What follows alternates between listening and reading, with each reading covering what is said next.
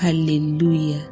Mene wani kane mo wa kwa Ŋmãlɛ Wiemɔi ni atawo wa alo Akane Waa your Bible Gateway website then afini huwe.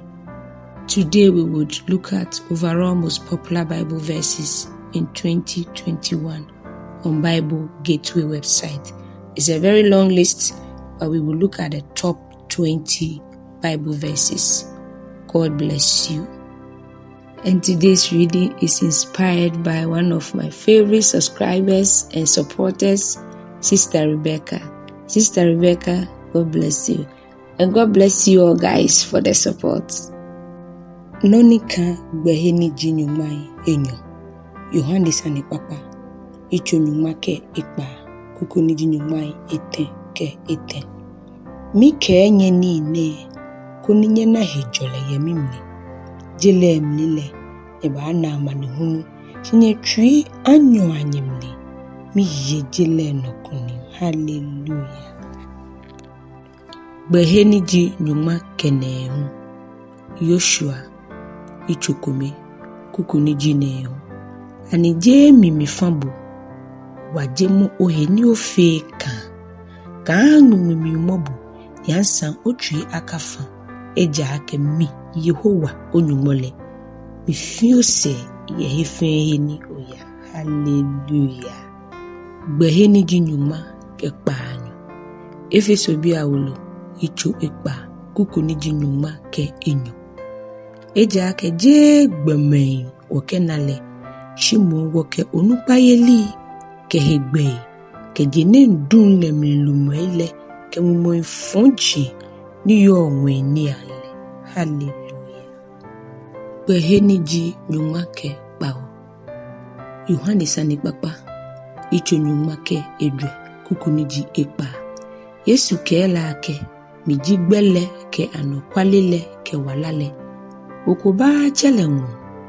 Akeja echomino. Hallelujah. Beheni ji nyuma ke ekpa. Filipibii awolo icho edwe. Kukuni ji kpanyo. Na agbele anyemime. Ni aboni ji anokwa. Nini sawo. Nini ja. Nini heche. Nini yofel. Nini yogbe ikpakpale fe. Keji jemba papa kuye. Keji ijie moko huyele. Eneme ahenyedwa. Hallelujah. Beheni ji nyuma ke enumo. Filipibii awolo icho edwe. Kukuni ji bao. Ni nyuma hejole ni fedwe mo ifele aabu nye chui. Ke nye dwe mo ile ahi. Ye Kristo Yesu. Hallelujah. Beheni ji nyuma ke edwe. Lala. Nyuma enyo ke ete. Kukuni ji enyo. Eha mi buoshi.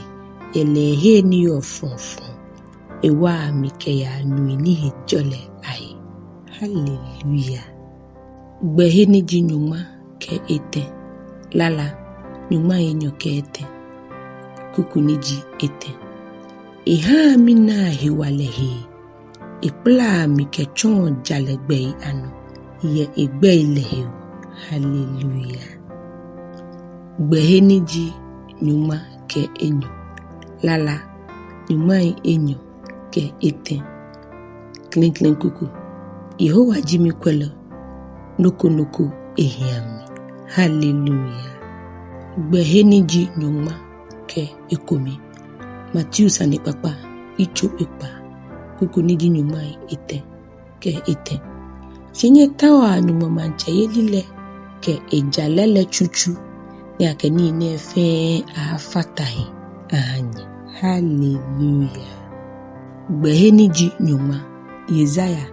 Icho nyuma edwe. Ke ekome. Kukuni ji nyuma. Ka ashegbeye. Shimi. Mikebuyo. Ka akwekwe ohi. Eja ake miji onyumole. Miba wajebo. Miba yema buabo. Miba hie omle. Ke mikunim yeli ni nejronle. Hallelujah. Beheni ji nehu. Filipibii awolo icho edwe. Kukuni ji nyuma ke ete. Minyo ni fe mi feel. Yemoni waji o minemini. Hallelujah. Gbeheniji banyo. Lala, Ŋmãlɛ enyo ke ete. Kukuniji enu. Ŋmãlɛ okno ye mihenye loi ahie. Okemufo miyichu. Mipulule eyi ketekeno. Hallelujah. Gbeheniji kpao. Filipibii awolo ichu edwe. Kukuniji ekpa. Nyeka hawa yenokunukuhi. Shimbono feno mnile nyeke solimo ke faikpa mo ke shida achi anyeta omonile ata yenyumohi. Hallelujah. Gbeheniji ekpa. Lala, Ŋmãlɛ enyo ke ete. Kukuniji ekpa. Lele ejiro yeli ke omobonala anyemise yemi wala bele family. Yansa mahi Yehowa wele mi wala gbiambo fe. Hallelujah. Nonika gbeheniji enumo.